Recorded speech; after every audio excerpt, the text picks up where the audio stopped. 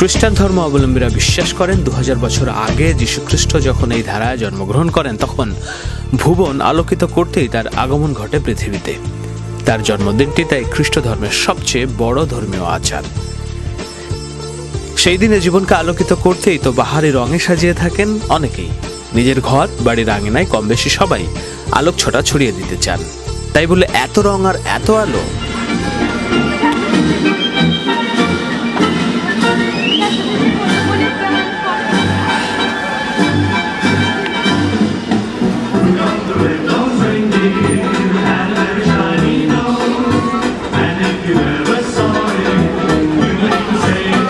New ইয়র্কের ব্রুকলিনের ডাইকার হাইটসের কয়েকটি রাস্তা এবং সড়কে ক্রিসমাসের আয়োজন পেছনে ফেলবে বাদবাকি সবাইকে।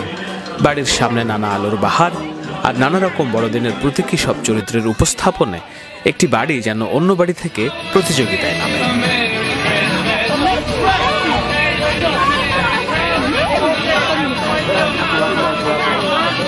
নিউ ইয়র্কে ঝাঁঝালো বড়দিনের আয়োজনের জন্য বিখ্যাত ব্রুকলিনের ডাইকার হাইটসের 84, 85 এবং 86 নম্বর সড়ক।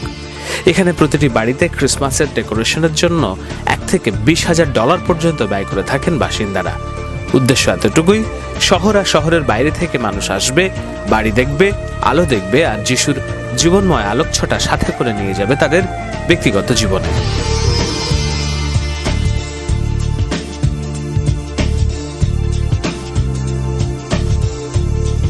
আধুনিক যুগে মনে করা হয় যে যিশু ছিলেন একজন রহস্য উদ্ঘাটনবাদী ধর্মপ্রচারক এবং তিনি ইহুদি ধর্মের মধ্যে একটি সংস্কারমূলক আন্দোলনের সূত্রপাত ঘটিয়েছিলেন, পরবর্তীতে যা খ্রিস্ট ধর্মের রূপ নেয়।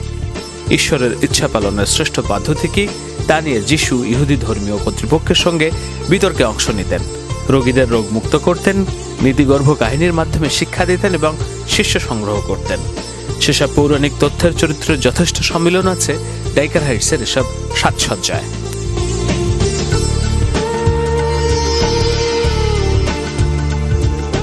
ঠিক কবে থেকে এই আলোকসজ্জার প্রচলন তার ইতিহাস জানা যায় না, তবে উইকিপিডিয়ার তথ্য বলছে মূলত 1980 সালের দিকেই প্রথম শুরু হয় আলোর এই ঝলকানি।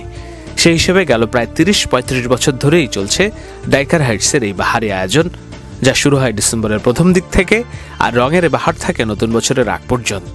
কেউ কেউ সেটিকে বাড়িয়ে দেন নতুন বছরের প্রথম সপ্তাহ পর্যন্ত।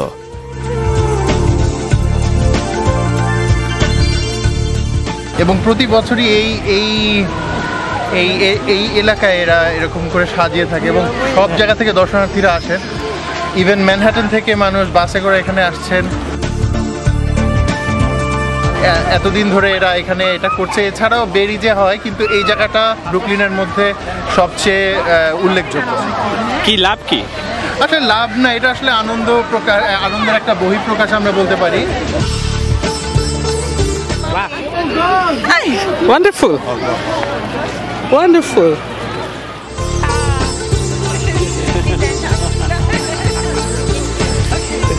এই এলাকা এখন শুধুমাত্র এই রঙের বাহার দেখার জন্যই অন্যতম বিনোদন এবং পর্যটন কেন্দ্রে পরিণত হয়েছে।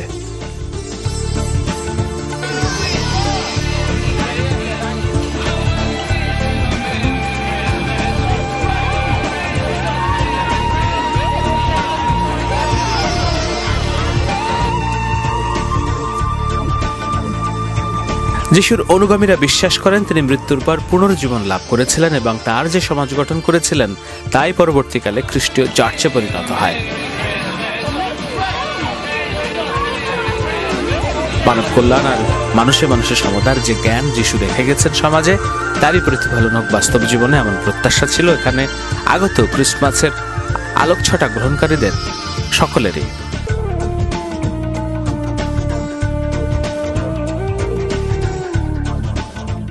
Shahed Alam, time television, Brooklyn, new York.